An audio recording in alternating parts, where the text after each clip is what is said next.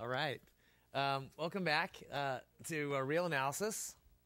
If you recall from last time, the last couple lectures, we were talking about sequences. And today I want to begin an associated topic, and that's the topic of series. Okay? But just to dust off the cobwebs a little bit, let me just remind you what we did last time. So last time the last couple of lectures, we defined what it means for a sequence to converge, and we had this notion that basically said that a sequence converges if, no matter what distance you name from the proposed limit, there's a point in the sequence beyond which all the terms are close to the limit. Okay? We had an associated notion of a sequence being Cauchy, which basically said for any target distance that you name, there's a point in the sequence beyond which all the terms are within that distance of each other. Okay?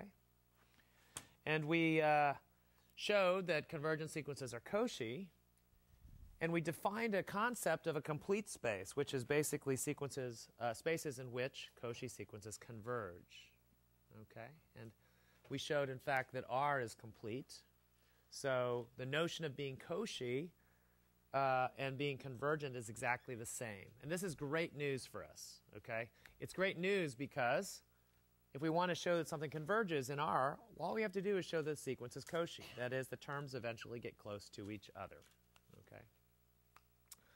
There was a question last time which, so something that we did last time, which I didn't mention on this slide, is we also hinted at or alluded to this amazing fact that if you have a space that's not complete, you can complete it. Okay? There is a completion, which is basically defined to be the set of all Cauchy sequences under some equivalence relation, right? And if you take a look at that and you can put a metric on it in a nice way, your homework asked you to explore that, you get a space that is in fact complete. And I mentioned that this was an alternate construction of the real numbers from the alternate construction of real numbers that's different from the Dedekind cut construction. And somebody asked the question, well, how do you do that if it looks like you're making definitions in terms of limits of distances, right?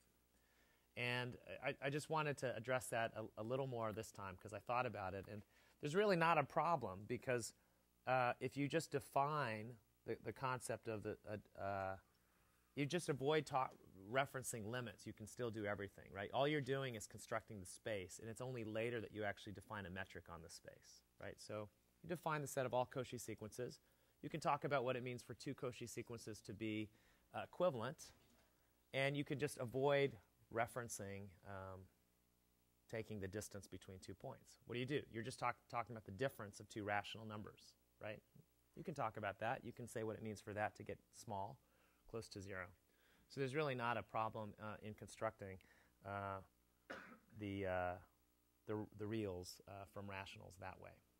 Okay, so what do we want to do today? We want to talk about series, which is basically an example of a sequence. So let's make some definitions here. So just to get the ball rolling, the motivation is to try to understand sums of the following form. So let me ask you a question. Tell me what this means. What does this mean? Here's a question. So I put up some expression like this. 1 plus a quarter plus a ninth plus a 16th plus ... Of course, if I didn't have the ... you would know what this means, right? We talked about addition of fractions, right? But as soon as I put in a ... we are once again wrestling with the infinite, right? There's some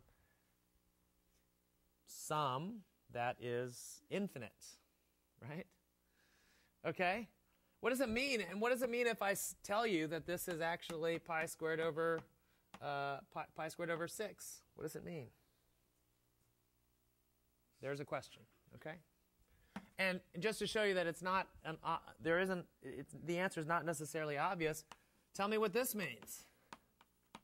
What if I gave you a sequence, a series, this is called a series, like this. 1 minus 1 plus 1 minus 1 plus ... Could you make sense of this? Does this mean anything? I mean, for instance, you can't stop me from perhaps grouping the terms like this, and then perhaps you might think the answer is 0. 0 plus 0 plus 0. And surely nobody can argue that a sum of a bunch of zeros, even if there are infinitely many of them, it should be 0, yeah? But, oh, maybe one of you decides to group them a slightly different way. How about 1 plus minus 1 plus 1 plus minus 1 plus 1, ... So we have 1 plus a bunch of zeros, and surely nobody could argue that this ought to be 1. Yeah? Or maybe you want to argue with Euler, who said that this thing should be a half.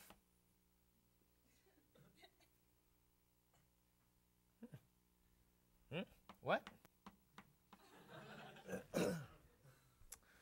Okay, so we have to actually make this, we have to make this concept meaningful somehow, okay? Can't just throw around a bunch of infinite sums and expect everybody to get the same answer, okay?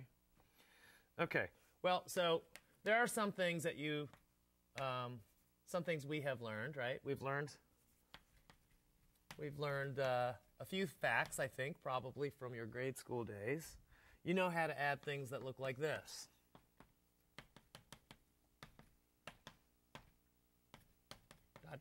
yes? Some of you even know a name for this kind of series. It's called a geometric series. Okay, yeah, and maybe you know how to add these up. You, for some interesting reason, you take the reciprocal of 1 minus the successive ratios. Yes? Okay. And the reason you know this is because it's a special case of something like this. 1 plus x squared plus x cubed ... equals 1 over 1 minus x. Right? Okay, but once again, you have to ask yourself, why? Why is this true? And, well, okay, you might, for instance, verify it this way by multiplying out these polynomials and getting 1, right? And, well, does this make any sense? Well, as a formal object, yeah, maybe it does, right? I mean, like, here I do 1 times all of these and minus x times all of these, and oh, interesting.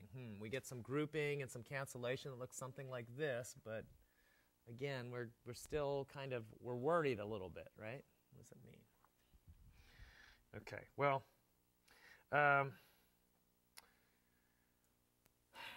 you could then, of course, if you're not too careful, begin to add some things like this, right? And then you get 1 over 1 minus 2, which is otherwise known as minus 1. Yeah?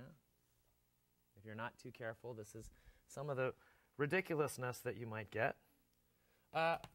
Maybe even as interesting, alternating sum of the 2 to the whatever is 1 over 1 minus a half, otherwise known as a third. Yeah? You okay with that? How many people are okay with that? You're not okay with that? What about plugging in minus 1 here?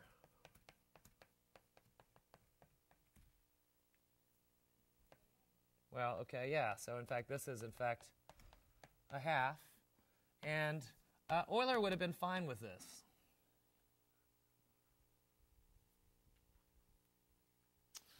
But he was wrestling with the same thing we're wrestling with, is trying to make sense of, could this mean anything, right?